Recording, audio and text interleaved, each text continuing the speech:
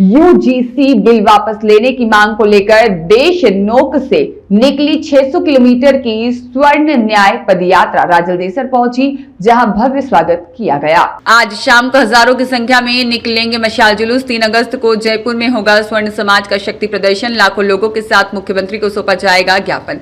केंद्र सरकार द्वारा लाए गए यूजीसी के नए प्रावधानों के विरोध में चल रहे स्वर्ण समाज के आंदोलन को गति देते हुए श्री राजपूत करनी सेना के राष्ट्रीय अध्यक्ष महिपाल सिंह मकराना के नेतृत्व में देश नोक स्थित श्री करनी माता मंदिर से शुरू हुई लगभग 600 किलोमीटर लंबी स्वर्ण न्याय पदयात्रा गुरुवार को राजलदेसर पहुंची। यात्रा का विभिन्न सामाजिक संगठनों और सर्व समाज के लोगों ने पुष्प वर्षा, माल्यार्पण और साफा पहनाकर भव्य स्वागत किया। यह पदयात्रा 3 अगस्त को जयपुर पहुंचेगी, जहां प्रदेश भर से लाखों लोगों के एकत्रित होकर मुख्यमंत्री को यूजीसी बिल वापस लेने की मांग का ज्ञापन सौंपने का कार्यक्रम प्रस्तावित है। इस अवसर पर महिपाल सिंह मकराना ने कहा कि यूजीसी के नए प्रावधानों को लेकर स्वर्ण समाज में व्यापक असंतोष है। उनका कहना था कि यदि सरकार समय रहते इस बिल को वापस नहीं लेती है तो आंदोलन को और व्यापक रूप दिया जाएगा। उन्होंने समाज के लोगों से अधिक संख्या में 3 अगस्त को जयपुर पहुंचकर लोकतांत्रिक तरीके से अपनी आवाज बुलंद करने का आह्वान किया। राजलदेसर पहुंचने पर करनी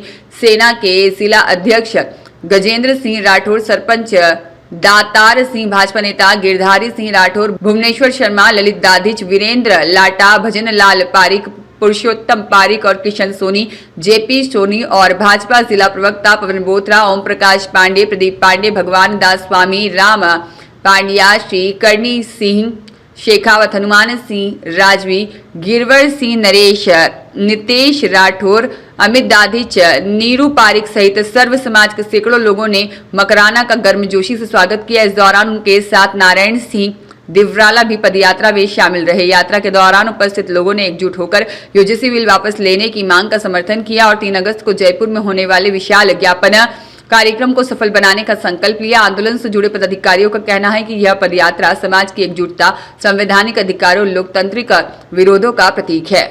मैं आपको आज राजलदेसर की पावन धरा पर यहाँ पर पधारे हो और आप माता रानी के दरबार से पैदल यात्रा के लिए रवाना हुए। जयपुर के अंदर सरकार को अवगत कराएंगे। लगातार देख रहे हैं आपके साथ में खूब काफिला चल रहा है, साथ ही जनमानस का भी खूब, केवल एक सामान्य परिवार का भी सहयोग नहीं बल्कि हर समाज का आपको सहयोग मिल रहा है। आपका उद्देश्य क्या सर, क्या करना है? देखो, यूजीसी एक काला कानून केंद्र सरकार लेके आई है। 13 जनवरी 2026 को संसद में पेश किया गया, ध्वनि मत से पारित कर दिया। हमारे बैठे हुए नेता जो हमारे बच्चे के भविष्य को लील गए, खराब कर दिया। अगर हमें मालूम नहीं चले तो कब लागू हो जाए और कब खराब हो जाए ये भी मालूम नहीं चले, क्योंकि जिन पहरियों को, जिन रक्षकों को हमने वहाँ भेजा, चौकीदारों को, वो तो ध्वनि मत से हमारे बच्चों के ऊपर जो काला कानून थोपा गया उसको बाकायदा हंस के कि मोदी जी ने दिया और हमने ले लिया। क्या दिया क्या लिया ये मालूम नहीं है, कि पीढ़ियाँ की पीढ़ियाँ खराब हो जाएगी मालूम नहीं है, हमारी बच्ची का जीवन खराब हो जाएगा, बच्चे का जीवन खराब हो जाएगा। सबसे बड़ी बात, बच्चियाँ अपनी इज्जत नहीं बचा पाएगी, अस्मिता उनकी खतरे में पड़ गई है। हमारी आपसी जो मानवता है, आपसी जो प्रेम है जातियों का, वो इन्होंने 1 मिनट में कानून में ख़त्म कर दिया। जो कई सालों बाद एक हिंदू एकता देखने को मिल रही थी, एक नारा आया था, बटोगे तो कटोगे, इन्होंने बांट बूट के, काट कूट के ऐसा सत्यानाश कर दिया जिसकी हद नहीं। ये तो धन्य हो सुप्रीम कोर्ट का कि हमें एक आंशिक एक स्टे मिला हुआ है, लोग उसी में राजी हो रहे हैं। हमारा समाज जो स्वर्ण समाज है, ये बड़ा सोया हुआ समाज है, कंफर्ट जोन का व्यक्ति है साहब। इस धूप में भी जो भी ज़्यादा नहीं है, 40-42 होगी, हम तो 50-55 वाली धूप वाले लोग हैं, तपी हुई धरती के लोग हैं। हम अगर ये धूप नहीं देख पाएंगे तो वो लोग जिन्होंने धूप का कुछ विटामिन डी की कमी से मर रहे हैं, जो धूप देखा ही नहीं उन्होंने सालों से, उनका हाल क्या होगा। हमारी हालत ये है, इसकी हद नहीं है। यूजीसी काला कानून जो पहले दिन से हमारे बच्चों को जन्मजात अपराधी घोषित कर रहा है, हम कतई से नहीं करेंगे। हमारा बच्चा पढ़ने जा रहा है, अपराधी घोषित होने नहीं जा रहा है। हमारा बच्चा वहाँ कॉलेज में जाएगा तो जेल के दरवाजों के पीछे, सलाखों के पीछे जाने नहीं जाएगा, वो हायर एजुकेशन में जाएगा। इस देश को कहीं ना कहीं विश्व गुरु बनाने में योगदान देने जा रहा है। आपने पहले दिन हमें जन्मजात अपराधी घोषित कर दिया, क्यों? ओबीसी एससी को अलग कर दिया। जो ओबीसी की मूल जातियाँ, जो माड़ी, खुमार, सुतार, सुनार, जो भी खूब सारी जातियाँ, जो मूल जातियाँ, वो जन्म से लेकर मृत्यु तक हमारे साथ होती है, उनको हमें तोड़ने की साजिश की जा रही है। एससी एसटी की मूल जातियाँ, जिसमें आप वाल्मीकि समाज बोल सकते हैं, खटीक समुदाय बोल सकते हैं, खूब सारे समुदाय। सुबह की शुरुआत हमारे वाल्मीकि समुदाय की महिला, जिनको हम मैत्राणी जी बोलते हैं, रानी जी की उनको उपाधि देते हैं, सम्मान देते हैं, उनसे तोड़ने की साजिश है, कतई स्वीकार नहीं करेंगे। और सबसे बड़ी बात, किसने मांगा है क्या? इस देश में किसी ने नहीं मांगा। 80 साल में शिक्षा में गुणवत्ता देखने के बजाय, शिक्षा में क्वालिटी देखने के बजाय इन्होंने जातिवाद का जहर देखा है। 3-3 पीढ़ियां इस भारत आज़ाद को हो गई, हमने तो आज तक हमारे पास वाला लड़का किस जाति का ये देख के हमने दोस्ती नहीं करी। इस विश्व में सबसे पावन अगर रिश्ता है वो मित्रता का है। आजकल एक परिवार है साहब, आज रिश्तेदारी खत्म हो गई है, भाभियाँ खत्म हो गई, बच्चे की भाभी नहीं होती साहब, आजकल बच्चे की काकी नहीं होती, बच्चे की मासी नहीं होती। क्यों? एक लड़का एक लड़की है, ना मासी है, ना काकी है, ना भाभी है, ना कोई और है। तो अब कौन सबसे बढ़िया मित्र, कोई नज़दीकी है? वो है मित्र, जो आपके क्लास में बचपन से आपके साथ पढ़ा है, खेला खाया है, आपका टिफिन उसने खाया, उसका टिफिन आपने खाया है, वो होता है मित्र, जो स्कूल में साथ पढ़ता है। साहब इन्होंने मित्रता को खत्म करने की ये साजिश रची है ना, पूरे देश में इनको कभी माफ नहीं किया जाएगा। किसी भी जाति मित्रता, साहब सुदामा कर कृष्ण की भी थी मित्रता, केवट और राम की भी थी। मित्रता किसी भी जाति में हो सकती है।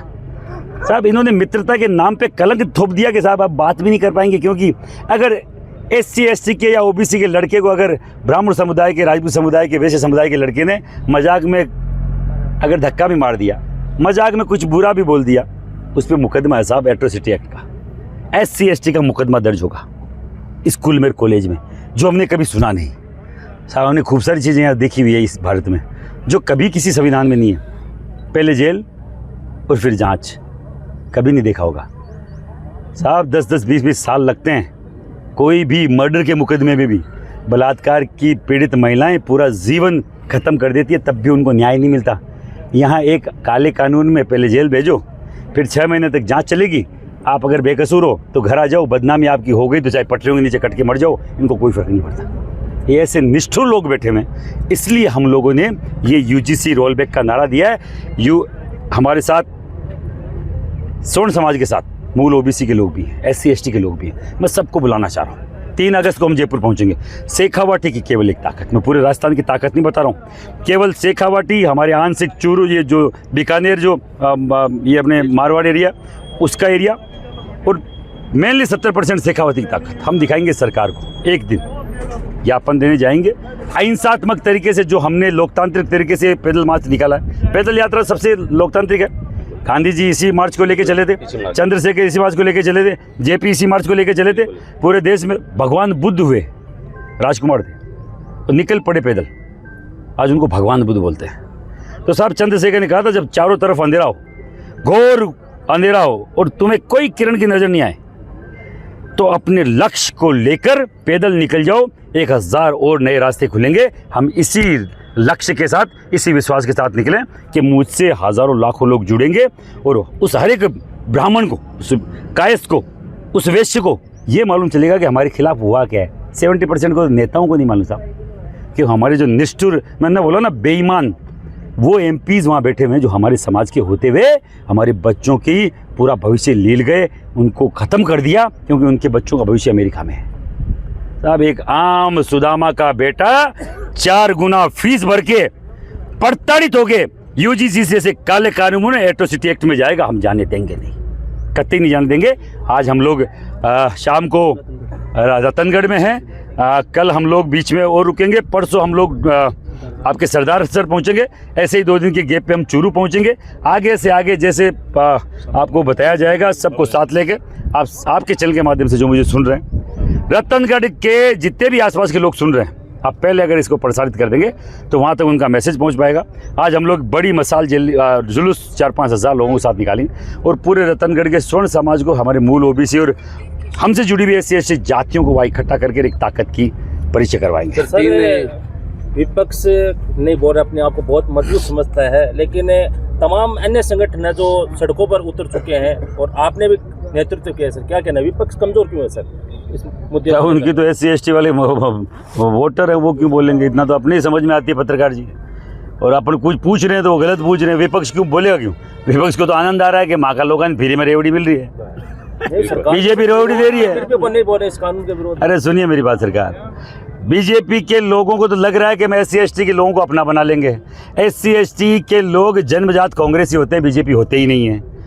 उनको ये समझ में नहीं आ रहा है। वो अपने गांव में कहावत है कि गोदियाड़ाऊँ आज छोड़ पेटाड़ाऊँ करे, तो पेटाड़ो जो मिसक्रेज वालो नहीं जहाँ के दिमाग में आवले गोदियाड़ा और छोड़िया करा कहीं ए मरला ए बीच रोड पर रुकल है।